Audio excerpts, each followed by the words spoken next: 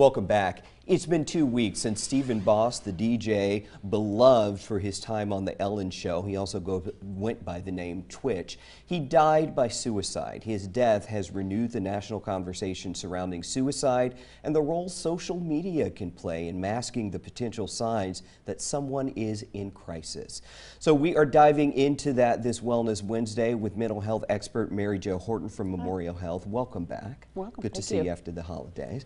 So let's talk about Twitch's death, because we were all in the newsroom when the news came across, and everyone was shocked, stunned. Yes. And all you could hear people talk about was that video he had done a few days before, and he's happy and he's dancing. Mm-hmm. And that just struck me as, we don't know. We don't know. Yeah. And, it's interesting. We can present ourselves in such a wonderful way. Mm-hmm. And particularly when we're depressed, we want people to see us as happy and well. And so sometimes we misconstrue the images that we see of somebody with what's going on in reality and underneath for them. And that is not just a celebrity thing, because we're talking about Twitch, but we all kind of do that. Oh, right? absolutely. Yeah. I think about all the small things. So you could be suffering and someone says, "How are you doing?" "Oh, I'm fine, I'm fine." Mm-hmm. And there could be pain. We always are telling ourselves and others to put on a happy face, to pull it up, to brighten it, to smile, to always just appear to be doing well. Yeah. And unfortunately, the downside of that is we end up isolating ourselves, and it communicates to people around us to not reach out. And it's inauthentic. And I know you are always telling us to be our authentic selves, Right. be authentic, but we've developed this habit where authenticity would show the real you, and so then we don't do that. So I think it's twofold. One, do we like the real us?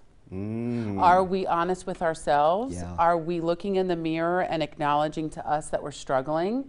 And then two, are we showing that to other people? Are we genuinely saying, I'm going to feel comfortable enough to say I'm not well, even if that might distress you? Yeah. Because oftentimes we are so afraid that if I say to a loved one, I'm struggling, I'm down, I really don't know what to do, that it'll upset that other person.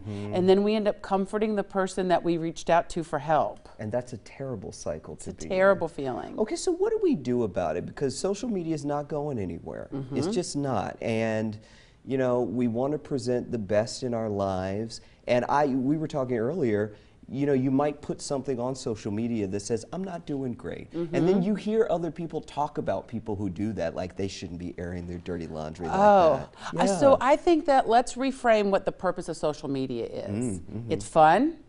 It can communicate messages. We can do things. But I think that if we are going to live in a world in which social media is judged to be true, then we run into problems. So let's remind ourselves that if somebody likes your comment or says hello, they haven't said hello to you. Yeah.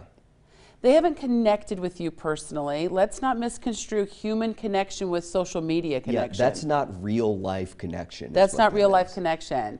Okay, let's talk about these strategies for connection that you gave us. So you say start by engaging social media with the knowledge that it's surface only. So we just talked about that. That's just surface, folks. We didn't all have the best holiday ever. We did not. So all those pictures, some of those folks are not being honest. They are just forcing that smile a little bit, aren't they? Yeah, we know about that. All right, so connect outside of social media through real-time conversation. I said this earlier to someone, that device you play on the internet was once used for a phone. I know. It blows my mind, because I used to love to talk on the phone. Yes. And now I hate talking on the phone. Correct. But it's important to do it sometimes. Well, there's some things you can't hide when you hear someone's voice. And if you think when you reach out for help, when you hear that quiver, when you hear something in someone's voice, it's a much more genuine connection. All right, let's talk about acceptance and love by setting the tone with the words you choose. The words we choose imply our intent. Yeah.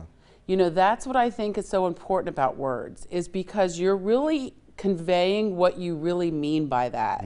So when somebody says, "Oh, I'm sure you're going to do better," okay, that can imply one thing, or like, "I'm sure that, I want to be there as you figure it out," right? Those words could be similar, but they convey such different meaning. Yeah. And we really want to be mindful about the words that we choose. Okay, so be mindful about the words that you choose. Create a space where someone can actually talk about what they're going Yes, through. at the end of the day, if we are a part of communities that don't encourage authenticity and vulnerability, we all have the responsibility to change that tone. Okay, and that's part of what we're doing these Wellness Wednesday segments for. Mary Jo, I thank you as always. Thank you. Thank you so much.